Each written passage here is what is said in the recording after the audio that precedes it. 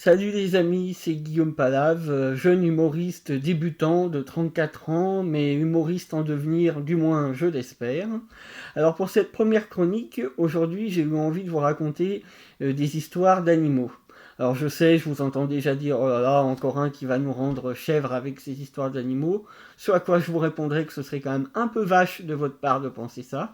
Hein. Alors restez là quand même, écoutez-moi s'il vous plaît, je sens pas le bouc, d'ailleurs je suis taureau. Vous me direz, il n'y a aucun rapport entre un bouc et un taureau. Finalement, c'est peut-être pas plus mal parce qu'assister à un rapport entre un bouc et un taureau, ça doit quand même pas être très agréable à regarder. Il faut avoir le cœur bien accroché, à mon avis. Oh, ça va, c'est pas non plus la peine de monter sur vos grands chevaux. Commencez par monter d'ailleurs sur des poneys, c'est moins haut et ça vous fera moins peur. Je tiens d'ailleurs à préciser d'emblée et d'entrée que je suis pas du tout un âne, même si en revanche j'ai souvent une tête de mule.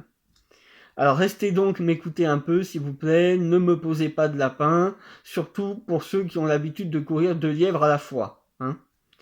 Alors je vous ai dit que j'étais pas un âne, et d'ailleurs un jour quelqu'un m'a même dit, c'était plutôt sympa de la part de cette personne d'ailleurs, que j'étais malin comme un singe. Mais la personne n'a jamais précisé de quel singe il s'agissait.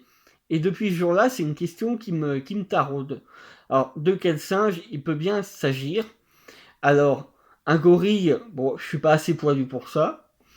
Un chimpanzé, le chimpanzé c'est assez agressif quand même. Hein. Moi c'est pas du tout dans mon tempérament. Je suis plutôt un gentil, un calme, un sympa. J'aime bien faire rire les gens. Enfin voilà, je suis pas du genre à montrer les crocs, peut-être pas assez d'ailleurs. Euh, un orang-outan, bon, j'ai pas franchement la coloration de Mylène Farmer ni le physique d'Yvette Horner pour ça. Hein. Un bonobo, le bonobo, ouais, ça pourrait être pas mal, le bonobo, parce que Edin, c'est assez sociable comme moi, c'est gentil, le bonobo, et j'ai même entendu il y a pas longtemps que ça aimait les câlins.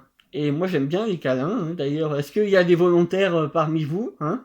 Oh, ça va, hein, je plaisante. On peut plus rien dire non plus. Enfin, vous braquez pas, vous fâchez pas, ça va, c'est pas la peine de montrer que vous êtes offusqué, c'est n'importe quoi. J'ai le droit de m'exprimer. Hein. Vous me ferez pas dire, vous me rendrez pas muet comme une carpe. D'ailleurs, parce que je suis pas poisson, hein, puisque je vous ai dit que j'étais taureau tout à l'heure. De toute façon, je suis plus chien que ça, que chat, que chat. Vous me faites dire d'ailleurs vraiment n'importe quoi. Hein. Je me rends compte que ça devient n'importe quoi cette première chronique. Alors, j'ai rien contre les chats, en effet. D'ailleurs, j'aime les chats tigrés, les chats roux, les chats blancs, comme le chat feu vert. Vous savez, celui qui a les yeux vert fluo. Hein, on dirait qu'il revient d'avoir passé une semaine à côté de la centrale de Tchernobyl. Hein. Il doit être complètement radioactif. J'aime les chats noirs aussi. Alors attention, les chats noirs, c'est quand même un peu spécial. En tant que personne un peu superstitieuse, je me méfie quand même, j'ai tendance à me méfier des chats noirs. L'autre jour, à Paris, je sors de mon immeuble, et là, sur quoi je tombe? Un chat noir. Ah ben, croyez-moi, j'ai fait un bond de 10 mètres. Mais au final, je suis pas sûr que ce soit moi qui ai eu le plus peur des deux. Je pense que c'est le chat qui a eu plus peur de moi que moi du chat. Et pour conclure, eh ben, je pense pouvoir dire que ce chat-là, finalement, c'était un chat qui avait quand même pas beaucoup de chiens. Voilà. Allez, ben, j'espère que cette première chronique vous aura fait sourire. À bientôt pour une deuxième chronique. Salut, prenez soin de vous.